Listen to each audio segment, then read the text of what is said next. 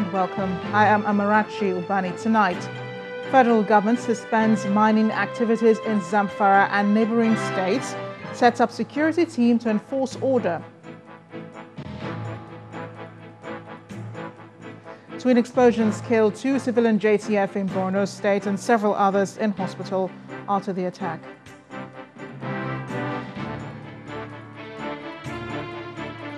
"152 Boko Haram combatants reintegrated into society in Gombe State after going through de-radicalization." And Vice President Yemi Osinbajo and other world leaders in Kigali commemorating the massacre of Tutsis and moderate Hutus.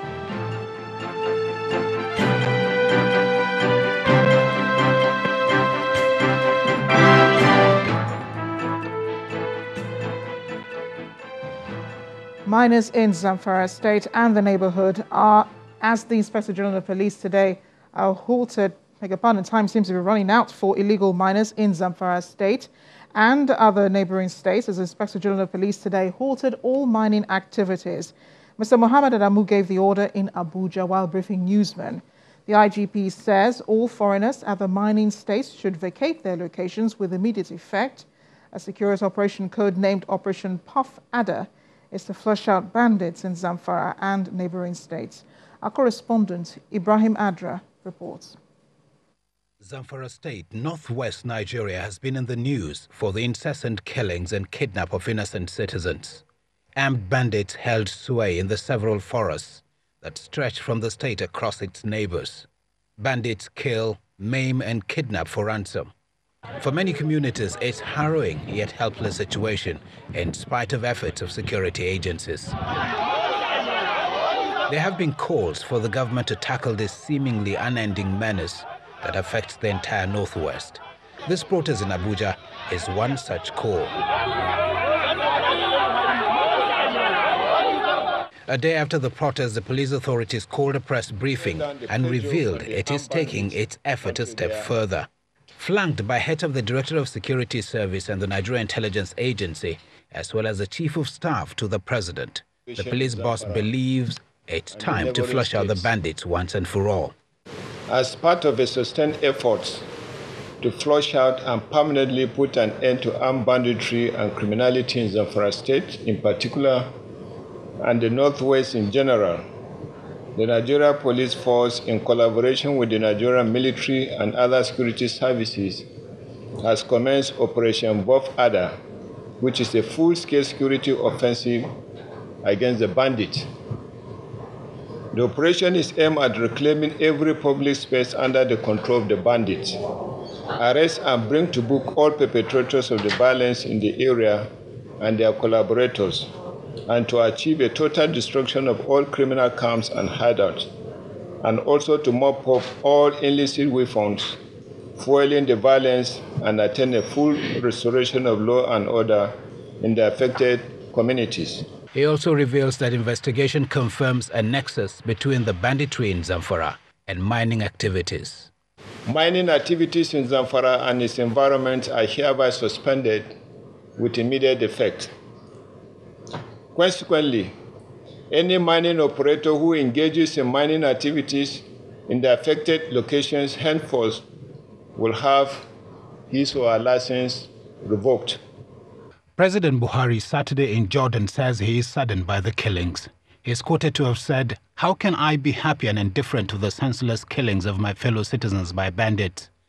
I'm human and understand the pains of the victims and their families who have been traumatized and impoverished by constant ransom demands by bandits."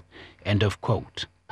This new push coming just ahead of the new farming season in this largely agrarian society will certainly gladden the hearts of many. From Abuja, Ibrahim Adra, Channels Television News. In another part of the country, specifically in Borno State, twin bombs exploded in Muna Dalti settlement, killing 5 people, including 2 members of the Civilian Joint Task Force. The JTF members were on duty in the area when the carriers of the improvised explosive device arrived and detonated the device. 45 others are said to have sustained various degrees of injuries as a result of the explosion. According to the head of the Rapid Response Team of the State Emergency Management Agency, Bello Dambata, the two carriers of the explosive device were female. The injured persons evacuated from the area are currently receiving treatment at the General Hospital. And the federal government today announced the reintegration of 152 Boko Haram combatants. The camp commandant of the Rehabilitation Center in Gombe State, Colonel Beide Martins, told Channels Television that the repentant Boko Haram elements have gone through various vocational training and psychosocial support programs and are fit for reintegration. Colonel Martins further explains that Operation Safe Corridor organized a meeting between the ex-combatants, their relations, and community leaders to aid the reintegration process. Faces of reformed ex-Boko Haram combatants and beneficiaries of the amnesty program of the Federal Republic of Nigeria. De-radicalized, reoriented, trained and equipped with life skills, these ex-combatants are ready to bid farewell to the rehabilitation camp. Our expectation of people outside is different from our expectation here because we're dealing with experts. We're dealing with professionals who have a duty to listen to all kinds of people. And these professionals include psychologists, social workers, and other forms of psychosocial support experts. These experts have been able to assess these clients, as we refer to them, properly to be able to determine their mind state and provide the appropriate kind of treatment they require. And based on that, we did not envisage any fear as to what we want to achieve. And so far, so good. After 12 months of conducting this program for this particular set, we can say that we are confident that we'll have a more improved program when we receive the next set. But will members of their communities accept them with open arms? The Nigerian army is not leaving that to chance. This visit is aimed at softening the minds of the populace as to preparing themselves to accept these reformed members of their communities. So coming here is able to reduce the shock that they will, meet at the point of a reintegration. The joy and smiles on their faces speak volumes about this moment of reunion as some meet their husbands, children and relations for the first time in 2 years. They are ready to go back to reunite with their families and relatives at their various localities. Some visitors at the event expressed optimism that these reformed Nigerians are fit to be reintegrated into the society, but remorseful about their past behaviors. These ex-Boko Haram members are asking Nigerians to forgive and accept them back into the society. At least 8 people, including 2 policemen, have been killed, several others injured, following fresh attack by suspected armed bandits in Katangi district in Bandits local government area of Kaduna State. According to residents, the bandits stormed the community in Katangi around 5 p.m. on Saturday, arriving on motorcycles and shooting sporadically at the police station before proceeding to attack individual houses. The attackers are said to have also burnt a police patrol vehicle, markets and shops before disappearing into a nearby forest. Reports say there were simultaneous attacks in Isiwa, Katakaki, Dakwaro, Burji, Gang, Mashidi, Fano, Ongwa, Meari and Biski villages. The attack comes barely 24 hours after the Inspector General of Police, Muhammad Adamu, instructed a fresh joint security operation to flush out bandits in Kaduna, Niger, Zamfara and Katsina states. Students of the Federal University of Technology Owerri residing in Sunshine Castle in Ihiagwa community are demanding full investigation into the cause of the death of 3 students in the hostel a few days ago. Although eyewitness reports say that the students may have consumed harmful substances leading to their death, the students still want an investigation into the incident.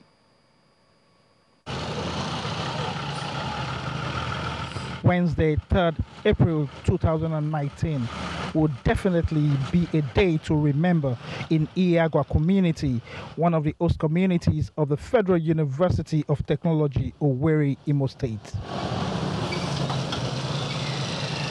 It all happened in this two-story building, an off-school hostel known as Sunshine Castle Hostel, and precisely room 5. According to the students who witnessed the tragedy, 4 students were found in the room lifeless. They managed to break into the room to see what happened, and we found 3 people lying. One was lying down dead on the girl, while the girl was still breathing at her death. She was trying to get some air. Since reports have that the victims are students of the Federal University of Technology, Futo, we visit the school management to clarify if truly the victims are students of Futo.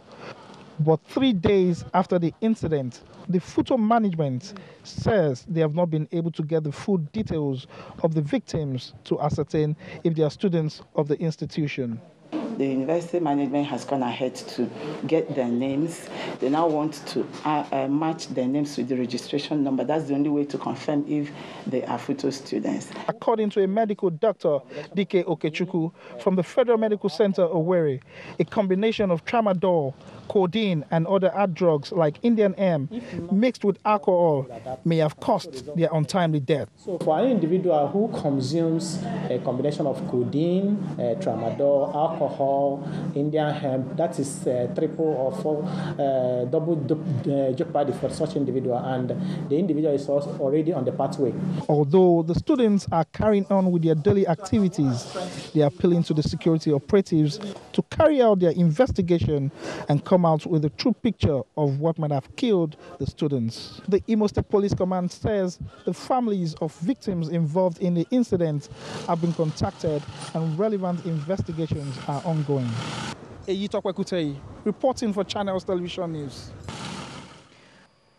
The Bayelsa State Government's judicial inquiry on environmental degradation may be facing some hitches as the integrated oil and gas host communities kick against the commissioning of an inquiry set up a fortnight ago.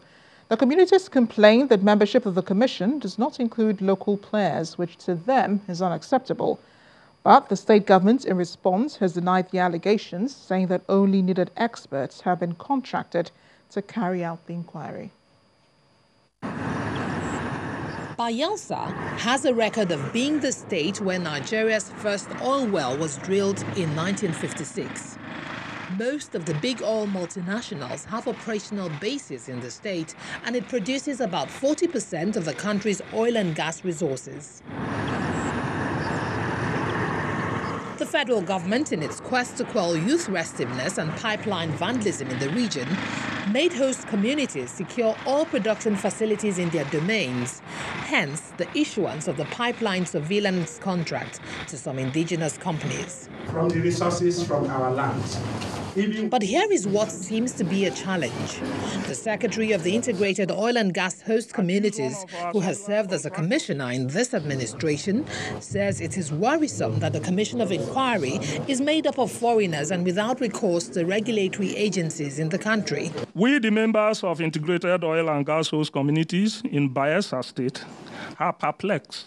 How on earth virtually all plans by the restoration government was targeted to smear the image of prominent leaders that are members of the opposition parties who have worked hard to contribute immensely to improve the well-being of Bayelsans out of their benevolence. The chairman of the commission, Gifte Biki, explains that oil pipeline surveillance contracts were not awarded based on political affiliations and that the initiative is one major reason for the peace experienced in the Niger Delta region. And if you remember some few years ago, mostly in Bayelsa, Southern Niger, Ogbea, Brass local government area, you cannot move in the creeks. But today, you can move freely because so many youths have been engaged working for these oil surveillance contractors. But the Commissioner of Environment in Bayelsa State denies all these claims. The oil companies get very stubborn. They sometimes even undermine state government institutions. Reasons being that the petroleum sector is under the exclusive list. But they fail to realize that the environment is under the concurrent list. So even the state has some rights to come up with some legislations concerning our environment. The oil host communities are asking the Bayelsa state government to take comprehensive data of the oil and gas production of various communities and work out modalities on how to engage its indigenes in empowerment activities as a way of giving back to these communities who, according to them, are milked daily of nature's blessings. He's the one that giving bread and butter. In part 2 after the break, Bauchi indigents lament unavailability of safe drinking water.